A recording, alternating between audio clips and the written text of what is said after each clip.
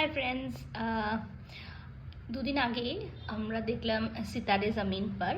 তো সেটারই ছোট্ট একটু রিভিউ আমি তোমাদের সাথে শেয়ার করছি। তো অনেকেই রিভিউ দিচ্ছে লিখে, বাট এত লেখার ধৈর্য বা চোখের পাওয়ার আমার এখন আর নেই, তাই আমি ভিডিও করেই তোমাদেরকে রিভিউটা দিচ্ছি।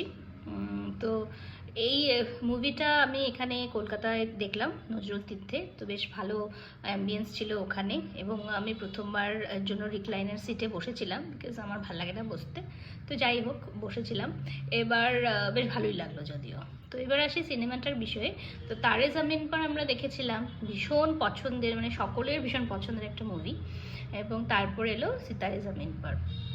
মোস্টলি এটাতে অটিজম এবং ডাউন সিনড্রোম নিয়েই আক্রান্ত যে বাচ্চারা, তাদেরকে নিয়েই হচ্ছে এই মুভিটা। এবার যাদেরকে আমরা স্পেশাল চাইল্ড বলি। তো যেটা আমার কয়েকটা মনে হয়েছে মুভিটার, দুটো দিক, ভালো এবং মন্দ। ভালো দিকগুলো যেটা হচ্ছে যে এখনের যে মুভিগুলো হয় যেগুলোতে প্রচণ্ড ভায়োলেন্স থাকে এবং মানে ফ্যামিলির সাথে দেখা যায় না, সেরকম নয় মুভিটা। একটা ফিল গুড মুভি, ভীষণ মিষ্টি একটা মুভি। এবং তাতে ওই বাচ্চাদের স্ট্রাগলস বা ওরা যে কত আমাদের থেকেও অনেক দিক দিয়ে অনেক ইন্টেলিজেন্ট, কাইন্ড, সেটা দেখানো হয়েছে। এবং তাদের ফ্যামিলিজরা, তাদের যেমন তাদের চোখের তারা, ওরা সব সন্তানই পেরেন্টসের কাছে চোখের তারা, আর ওরা বেশি আদরের এবং ওরা কখনো ফ্যামিলিকে ছেড়ে যায় না, এই বিষয়টা দেখা হয়েছে। এবং ওদেরকে সঠিক প্রশিক্ষণ দিলে যে ওরাও মানে অনেক কিছু করতে পারে, সেটাও দেখানো হয়েছে। তবে এখানে ডাউন সিনড্রোমটার উপর বেশি ফোকাস আমার মনে হয়েছে। তবে কয়েকটা জিনিস বলবো যেটা আমার মনে হয়েছিল যে একটু বেটার হতে পারতো। সেটা হচ্ছে যে আমির খানের অভিনয়, মানে পিকে দেখার পর তারে জামিন পারে আমির খানের অভিনয় দুর্ধর্ষ ছিল, কিন্তু যবে থেকে পিকে পরবর্তী মুভিগুলি, আমার যেটা লাল সিং চাড্ডা দেখতে গিয়েও মনে হয়েছে যে ও পিকের ম্যানারিজমটা থেকে বেরোতে পারেনি, এটা আমার মনে হয়েছে।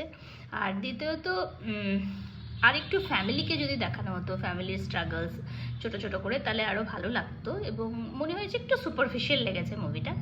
বাট এবং লাস্টে যে এন্ডিং, যেটা আমি স্পয়লার দেবো না, এন্ডিংটা আমার খুব ভালো লেগেছে। এন্ডিংয়ের যে মেসেজটা, সেটা আমার ভীষণ ভালো লেগেছে। এবং মুভি হল থেকে বেরোনোর সময় আমাদের মনটা মানে ভালো লাগবে। তারে জামিন পারের মিউজিক ভীষণ ভালো ছিল। এখানকার মিউজিকটা অতটা মানে মনে থাকবে না, হল থেকে বেরোনোর পর অতটা মনে থাকবে না এরকম। আর বাচ্চারা খুব ভালো অভিনয় করেছে, খুবই সুন্দর, মিষ্টি। লাস্টের মানে যেটা সেকেন্ড হাফটা ফার্স্ট হাফ থেকে অনেকটাই ভালো। কিন্তু আমার ভালো লেগেছে এই জন্য যে সিম্পল একটা মুভি, যেটা সকলের সাথে দেখা যায় এবং সুন্দর মেসেজ দেয়, যেটা সমাজকে, যেটা এখন খুবই দরকার, যেরকম আগের মুভিগুলো ছিল।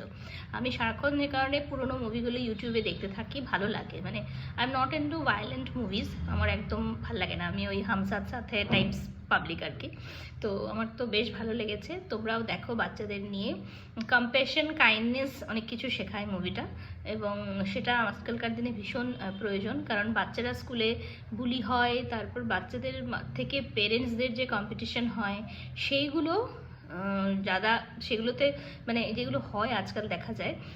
তো যেহেতু আমিও একজন মা, তো আমি দেখেছি যে কিভাবে বাচ্চাদের কম্পিটিশনটা পেরেন্টসদের মধ্যেও চলে যায়। তো সেই বিষয়গুলোকে ফোকাস করা হয়েছে একটা মনোরঞ্জনের মাধ্যমে। সো ভালো লাগবে তোমাদের, তো অবশ্যই দেখে এসো এবং সকলকে নিয়ে দেখতে পারো, এবং বাচ্চাদের তো অবশ্যই নিয়ে যাবে। বাই।